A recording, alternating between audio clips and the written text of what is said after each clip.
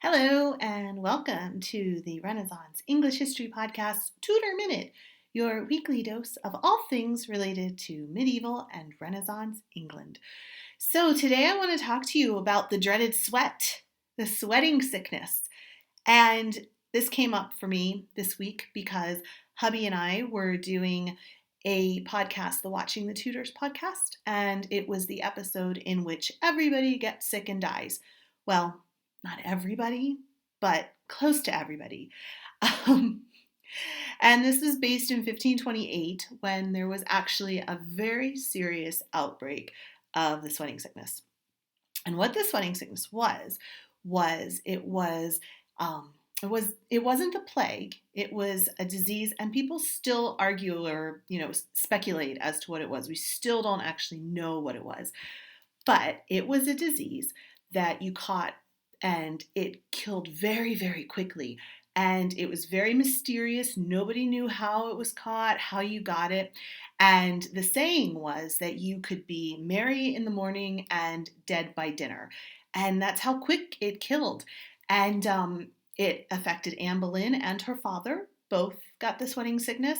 And several of the letters that Henry wrote to Anne were during this period where he advises her things like that she should eat healthy, and he sends a physician to her, and he talks about different things that she can do to help keep the sweat away. And then when he found out she was sick, things she could do to cure it.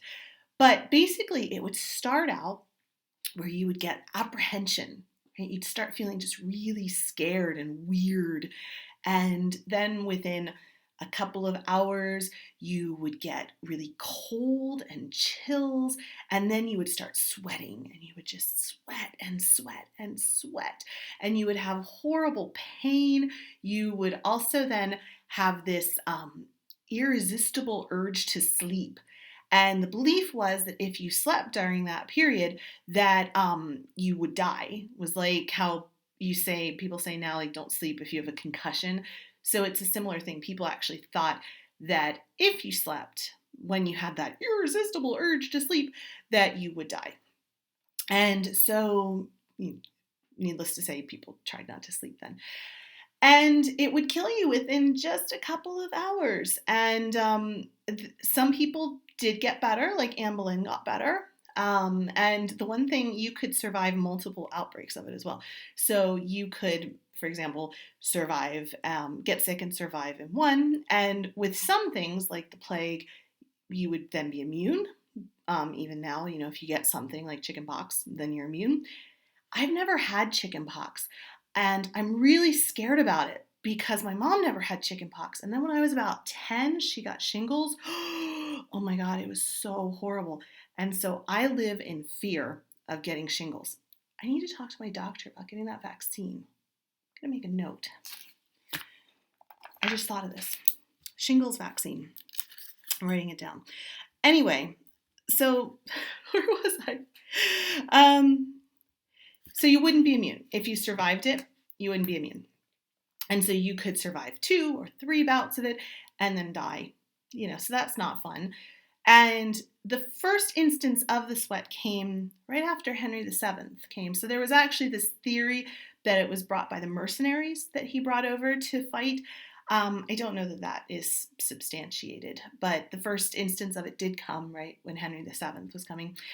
It came like every 7-10 years. There would be periods where there's maybe 20 years without the sweat, and then it would come back. The last major incidence of it was in 1551, and at that point there was a physician at a college in Oxford, and he was able to write down a lot of the different symptoms, and that's how we know a lot about what the sweat was.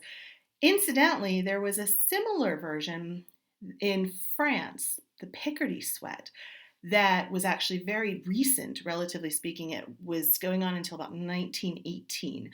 So there was also that bad flu, right after World War I. So anyway, that was going on even recently. So the English sweat also mostly affected men, and men who were between 30 and 40 were the most at risk. And so Henry VIII, when he first started hearing about this, he would go away because he just wanted to be sequestered. And at one point, he was actually away from London for over a year, and he didn't see ambassadors. He was really, really freaked out. Henry was a bit of a hypochondriac, and so he had his little traveling medicine cabinet, and he would just sequester himself. During 1528, he as well left, and it also only came in the summer, similar to the plague. It really reared its head in the summer, and then it would go away by the autumn when it got cold. So in the 1528 one, I think there were about 40,000 people in London alone that got it. And yeah, it wasn't a good scene. So yeah, the 1551 was the latest major, was the last major outbreak.